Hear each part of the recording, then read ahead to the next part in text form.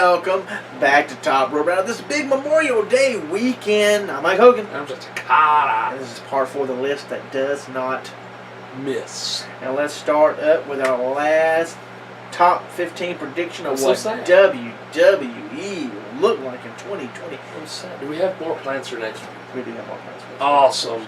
We have the mock draft, of course. In part 3. If you didn't hear about it in part 3 or part 2 or part 1. But you'll hear about it today. In part 4. But I'm saying, do we have more for part 4 next week? That's yes, all I got to worry about. Of course we do. Of course. So what is the last prediction? The last prediction is the WWE Network will influence all media. Though it had some initial hiccups, the WWE has proven to be a great success for wrestling fans and the WWE. Never before have fans had such access to relive some of the greatest memories over the years.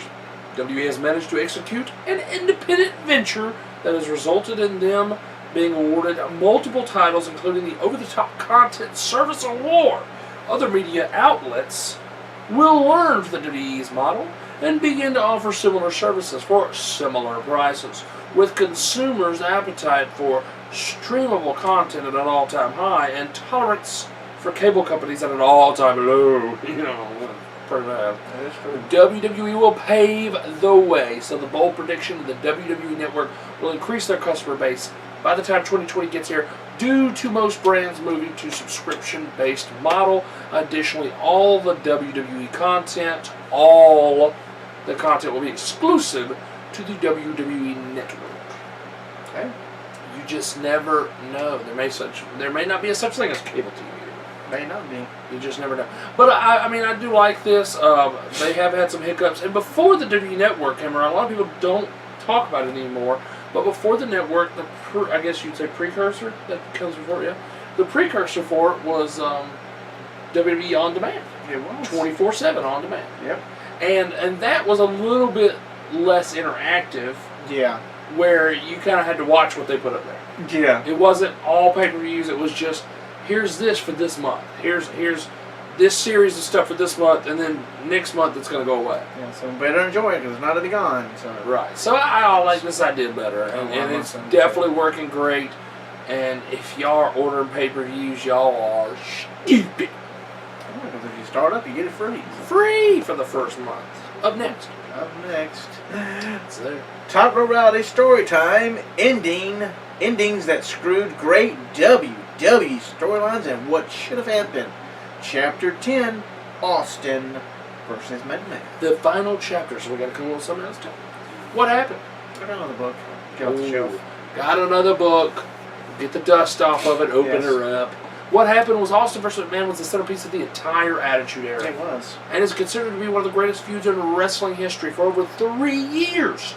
Week in and week out, the Texas Rattlesnake and the chairman of the board waged a bitter war with each other in a classic retelling of the working man fighting against the corporate machine.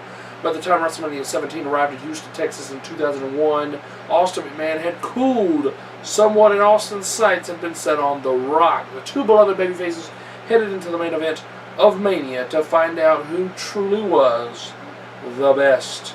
This is how it ended. The match ended in a shocking fashion when Mr. McMahon came to ringside, ordered the Rattlesnake to basically destroy The Rock with a chair. Austin pinned The Rock after a brutal beating, and McMahon entered the ring, and the two mortal enemies shook hands and embraced as the Texas crowd booed. Yeah, they did boo. They did boo. How it should have ended, let's be clear, in no way, shape, or form should the character of Stone Cold Steve Austin ever have sold out and joined with Mr. McMahon. Some shocking twists just don't make any rational sense, and this was one of them. This match should have ended with either The Rock or Austin getting a clean win, and then a post-match handshake embrace, beer bash deal to send the crowd home happy. The Houston crowd was split down the middle for each wrestler. So whether the hometown hero won or Austin passed the torch to The Rock, I don't think there would have been a bad outcome here. McMahon's interference would backfire as both wrestlers would take turns hitting Vince with finishers and beers, and the heroes close out the show in celebration. But you have to understand how Vince is. He wants something to be shocking. He does. Like when Undertaker lost the streak. Gotta have something shocking every single year, And this was his plan for this one. Mm-hmm. He wanted it to be shocking, to end it with that, and then what it was going to turn into was the two-man power trip. Yes. And it was Triple H and Stone Cold Steve Austin. They were going to have all the belts. The tag team titles, the world title, Intercontinental title, all that, until Triple H tore his quad in a match against, I believe, Jericho and Benoit. Yes. So, it's way up here, buddy. And then, of course, that's when Stone Cold ended up joining up with the Alliance, the WWE ECW Alliance, which was just as bad as him being a heel with Mr. McMahon, because the Alliance sucked. But yes, I mean, I could see, but see, when you read how it should have ended, it doesn't sound as controversial. But there's probably another match on that card where there could have been a shock involved instead of putting in the main event right there.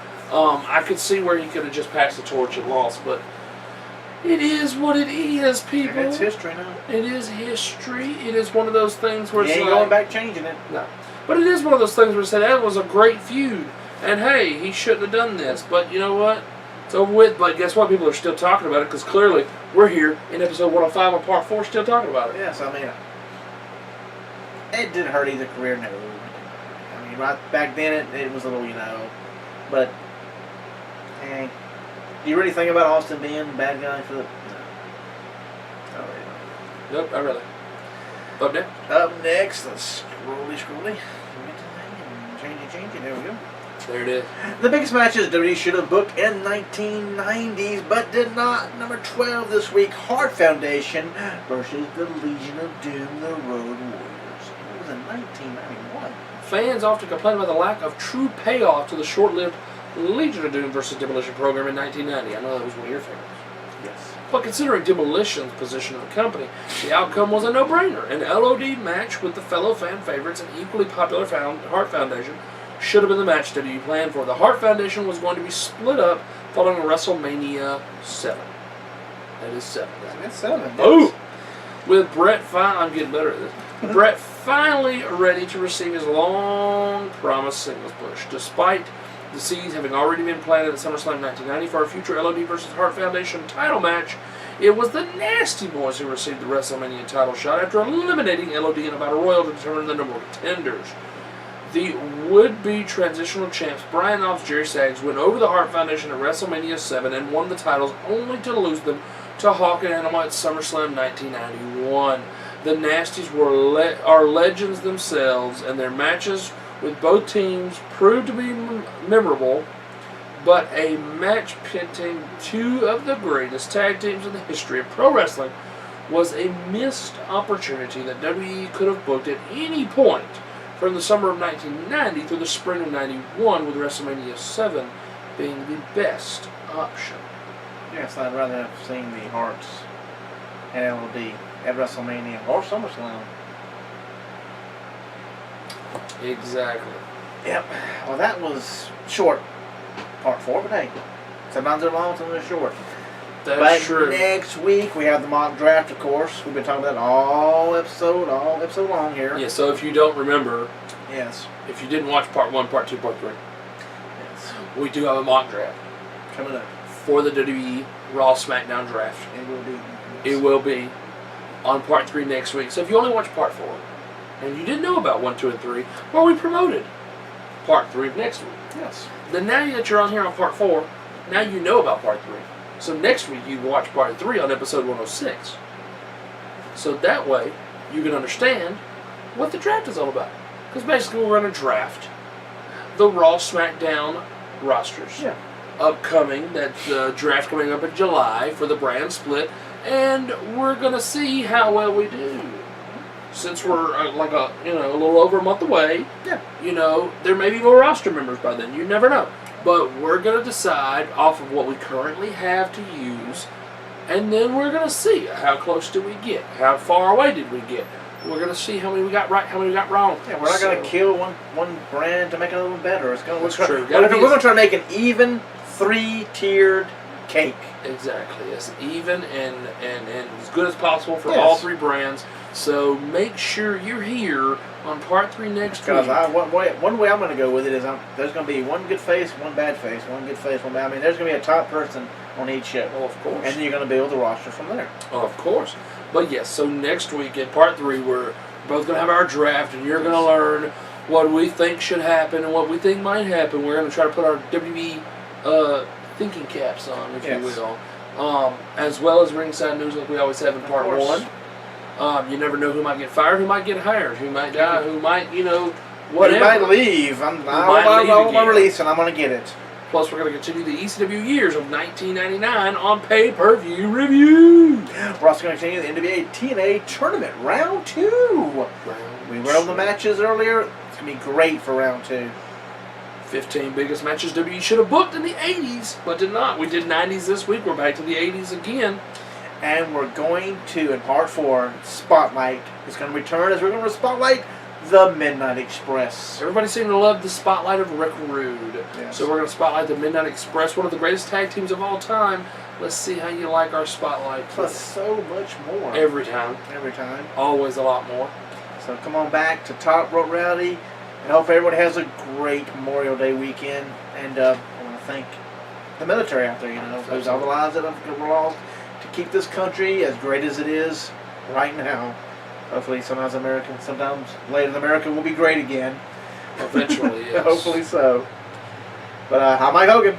And I'm Justin Carter. And don't forget, episode 106, part 3, Yes. mock draft. So we'll see you next week. Yes. If you're going to watch all of it, in part 1, get out the cup of coffee, start drinking the coffee, so you'll be awake for part 3, because 3 may be a little long with the mock draft, yes. It might be, but it'll be worth it. It will definitely be worth it. Work it, too. Work it, worth it, yes. We'll see you next week. Boo! So you wanted that, didn't you?